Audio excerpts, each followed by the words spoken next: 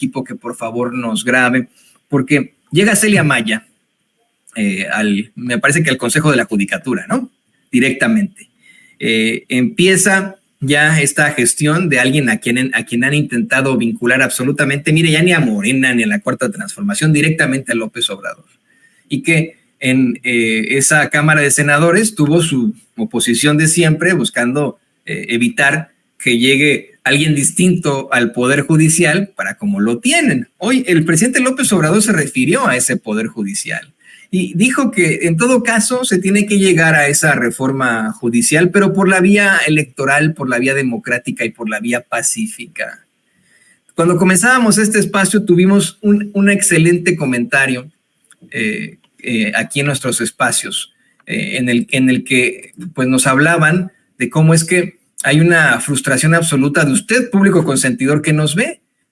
Nuestro queridísimo Aurelio Sánchez nos mandó un mensaje muy fuerte, lleno de frustración y de enojo ante el actuar del Poder Judicial. Y nos decía, es que yo creo que no debemos esperarnos, mantenernos en esa línea de que, pues hasta que sea el plan C en las próximas elecciones, durante todo este tiempo, ¿qué vamos a hacer? ¿Van a seguir estos hijos de su mal dormir liberando criminales, sacrificando elecciones, haciendo y deshaciendo como lo han venido haciendo? ¿No? Eso es reiterativo a propósito. Y pues tiene toda la razón. Pero hablemos de la llegada de que sea una persona que se perfila a ser imparcial ahí sí, y que buscará en todo caso, querida Laura, se plantea, buscará que se imparta la justicia. Pues mira, en primer lugar, Toño, creo que es bien importante entender que el Poder Judicial, conformado de la manera que ahora lo está, a raíz de este manotazo en la mesa de Ernesto Zedillo, que le quitó pues de 25 y dejó en 11 los ministros de la Corte, y que a partir de entonces se configuró el Consejo de la Judicatura, pues ha sido el club de Toby. Ha sido, bueno, predominantemente lleno de hombres. Las únicas mujeres, bueno, fue la ministra en retiro, Olga Sánchez, y Margarita Luna, pero también así como muy escogidas.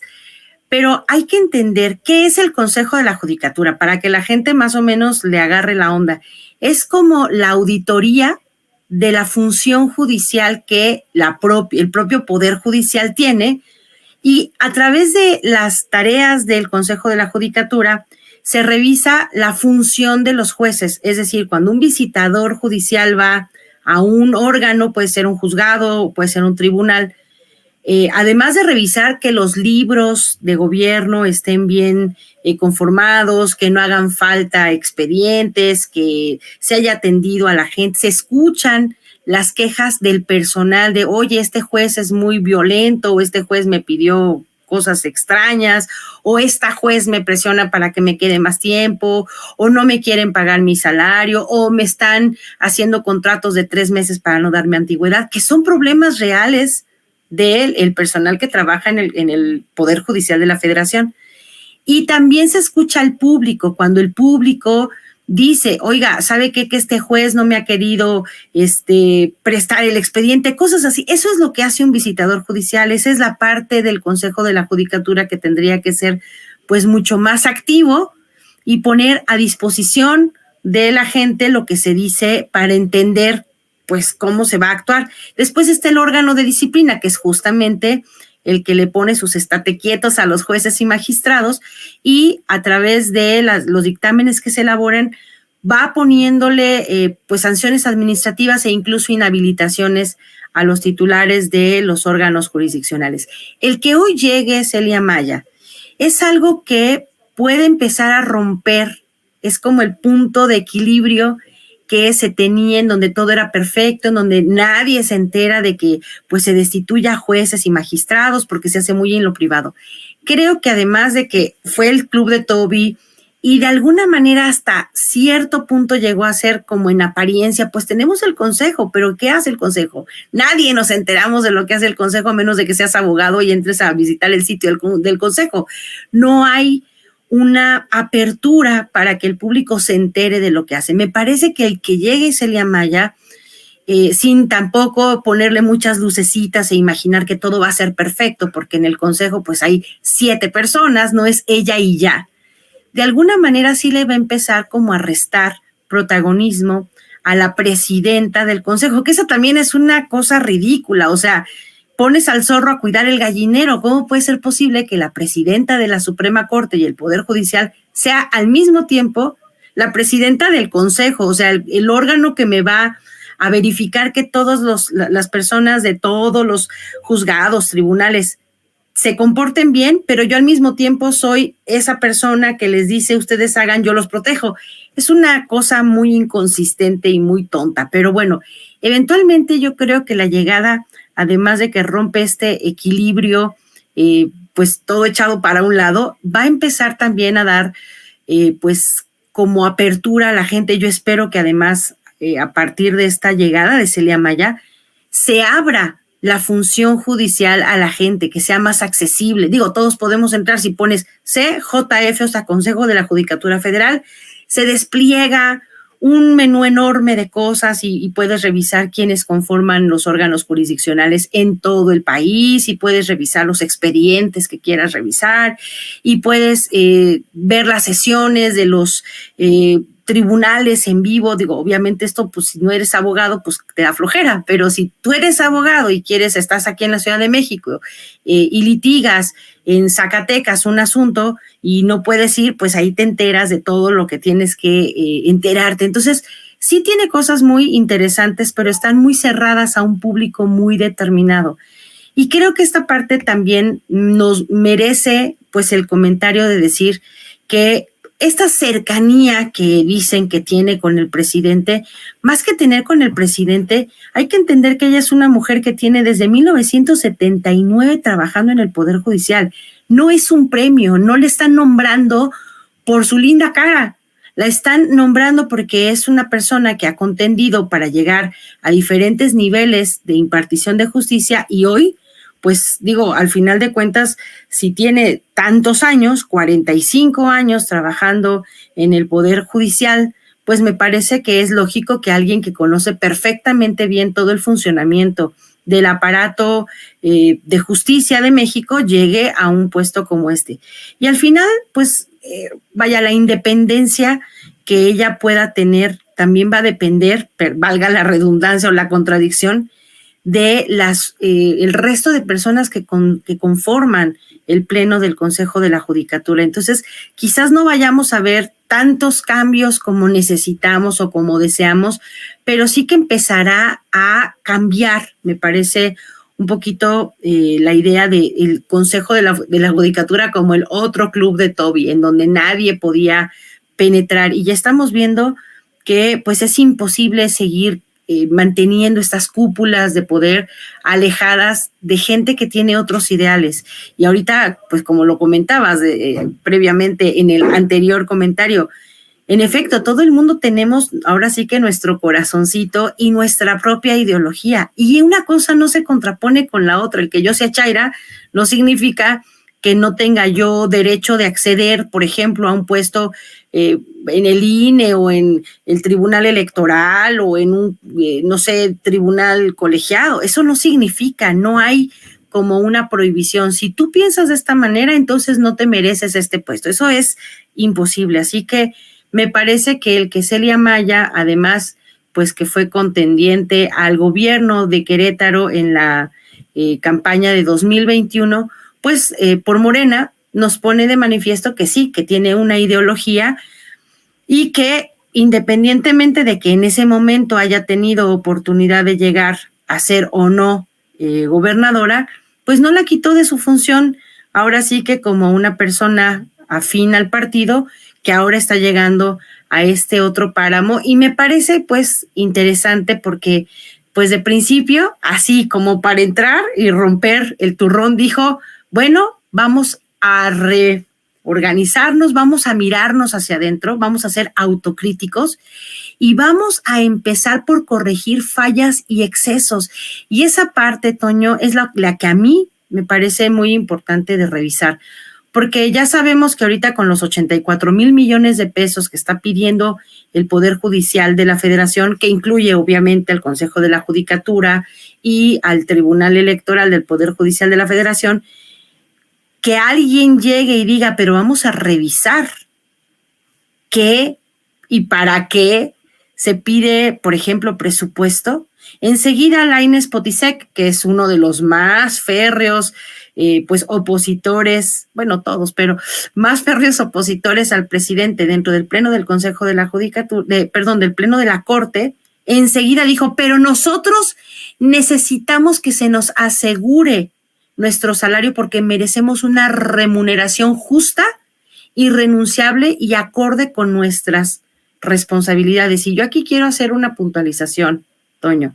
El salario justo nadie lo niega, pero justo es ganar 500, 700 mil pesos mensuales, pues ¿qué hacen? Yo quiero que imaginen esto, una ponencia de alguno de estos ministros de la Corte, es una oficina de ultralujo, con pisos de mármol, con muebles de caoba, todo muy bonito, muy elegante, en donde todo el mundo se comporta como si fueran seres etéreos, y el jefe de la ponencia, o sea, el ministro, tiene a su servicio aproximadamente 25 personas que son las que piensan y trabajan y escriben y dilucidan y entregan los proyectos ya hechos.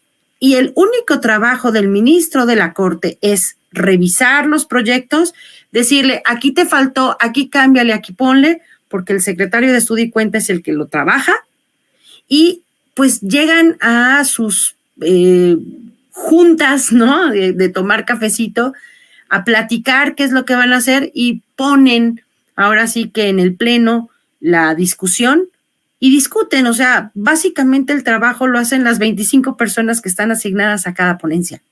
Entonces, decir que una persona merece 700 mil pesos por palomear el trabajo de otras 25 y exponerlo en un pleno, pues creo que sí hay que revisarlo y hay que darnos cuenta que también, así como lo denunció Hamlet Almaguer, el diputado de Morena, ¿cómo es que en este presupuesto ya empiezan a darse cuenta que están exigiendo que se les siga pagando boliche, spa, boletitos de cine, obviamente choferes, lavandería de togas? O sea, que no alcanza, que la miseria emocional que tienen estos personajes no alcanza a entender que 700 mil pesos es mucho más allá de lo que se puede llamar salario digno y que con eso no tendrían que pedir que ni siquiera les dieran café en los plenos, en las oficinas en donde ellos trabajan. Caray, si las personas que ganan, no sé, 20 mil pesos por poner un salario, tienen ya la idea de que es un salario mínimo, a lo mejor necesitan incrementarlo porque sus necesidades son mayores a 20 mil y a lo mejor trabajan 2 personas de la familia, pero vaya, un salario digno no es los 6 mil pesos que eran el salario mínimo en tiempos de Peña Nieto. Eso no era digno y sin embargo ellos defendían la idea de que no podía subir el salario mínimo porque se desestabilizaba la vida financiera de México. Ellos defienden un salario que además dicen que es irrenunciable, ¿no? Nadie quiere que renuncien al salario, pero ellos piensan que o esgrimen la idea de que su salario es un logro que como trabajadores ellos han pues obtenido. No, una cosa es el trabajo que los obreros, las costureras, los maestros, los transportistas, las personas pues demuestran que necesitan ser tomados en cuenta y tener un salario digno y un salario justo, y a esas luchas es a las que obedece la idea de la irrenunciabilidad del sueldo. No puede ser posible que a un obrero, como ayer denunciaban a los trabajadores de algún estado que les tienen retenido su salario, mineros, lo denunció Nancy, nuestra güerita, Nancy Rodríguez, que les tienen retenido el sueldo por quién sabe cuántos meses. Eso es indigno, eso es increíble, y ahí tendría que estar la Corte, el Poder Judicial y todo el mundo pues exigiendo que los patrones no retengan salarios. Pero irrenunciabilidad lo único era apegarse a los mismos principios de austeridad que el presidente decretó en la Constitución y que es una ley vigente, una reforma vigente, y que ellos se han encargado de mantener en contienda todos los años, cada vez que sale una reforma, una miscelánea fiscal y que ellos se les publica que tienen que reducirse el sueldo, se vuelven a amparar y vuelven a decir que ellos necesitan ese dinero para vivir. 700,000 pesos, Toño. Entonces me parece que la llegada de Celia Maya va a ser como el punto de quiebre desde el cual creo que la ciudadanía vamos a empezar a tener pues más injerencia en lo que sucede dentro del Poder Judicial, y ahora sí que pues el plan C va a ser lo que nos va a salvar, porque más allá de nombrar a los jueces y a los magistrados y eventualmente a los ministros de la Corte, lo que la gente necesita es que ese Poder Judicial sea verdaderamente un órgano que imparta justicia a los pueblos indígenas, a las personas vulneradas por decretos de machuchones que les arrebatan la tierra. Vimos en este fin de semana, el Congreso de Tamaulipas está haciendo justicia y está reteniendo unas tierras que mágicamente se adjudicó Cabeza de Vaca y que van a ser regresadas a los dueños a los que se las arrebató con amenazas, y que además vendieron, y que el dinero nunca entró a las arcas del Congreso de Tamaulipas, sino llegaron a su bolsa. Entonces, eso es lo que tienen que defender los jueces, la justicia de las personas despojadas, de las personas vulneradas en sus derechos políticos, en sus derechos humanos, y no que se la pasen liberando con amparos a personajes nefastos como Cerón de Lucio, que pues lo están pues guardando allá en Israel para que siga siendo feliz, o por fortuna también no se le concedió el capricho a Luis María Aguilar para obtener la tramitación de 4 de los amparos con los que el señor Ricardo Salinas, titular de Grupo Electra, quería pues evitar el pago de más de 26,000 millones de pesos. Y bueno, pues creo que eso es lo que nosotros necesitamos, una justicia que sirva no a los intereses de los machuchones, sino al derecho de las personas que generalmente son violentadas. Y nada más para terminar, Toño, yo creo que aquí de las personas del auditorio, a mí me gustaría preguntar, ¿alguien conoce a una persona normal? Yo no digo pobre, así casi viviendo en un puente, no. Normal como tú y como yo, que sin la ayuda de un abogado haya podido obtener justicia en México. No.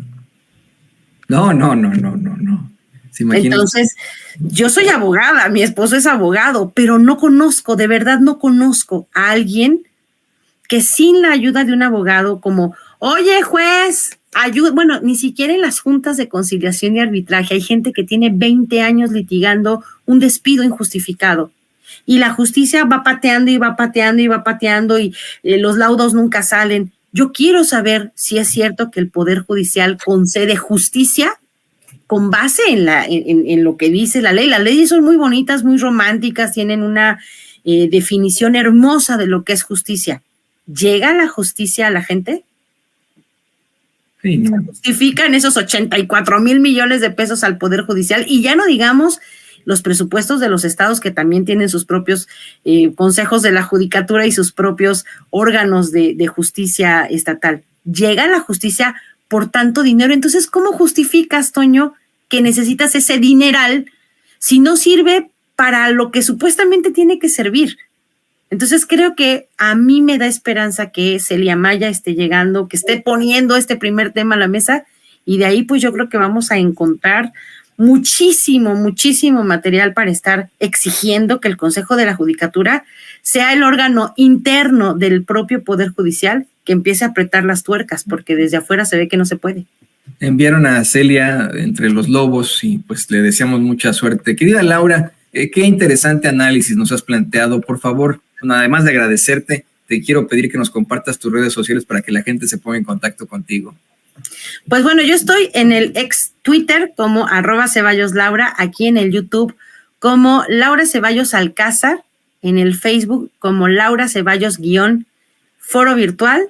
Y bueno, los invito ahorita a las 11 de la mañana, voy a estar platicando, 11:30 más o menos, pero voy a estar platicando con la doctora Patti Escamilla de un tema buenísimo, seguridad nacional y estas amenazas que siempre utilizan el gobierno de Estados Unidos para ganar votos, que es atacarnos con muros, acabar con los bad hombres y toda esta idea de seguridad nacional que siempre los mexicanos somos culpables de que no tengan seguridad nacional. Así que los espero a las 11, Toñito, ahí en Laura Ceballos Alcázar o en foro virtual en todas las redes sociales. Bad hombres, le dice. Los bad hombres. Bad hombres. Pues querida Laura, muchas gracias por conectarte con nosotros. Ahí tiene usted la queridísima Laura Ceballos Alcázar, nuestra especialista en Derecho Electoral, que nos da, una explicación muy importante sobre el cada vez más cochino Poder Judicial.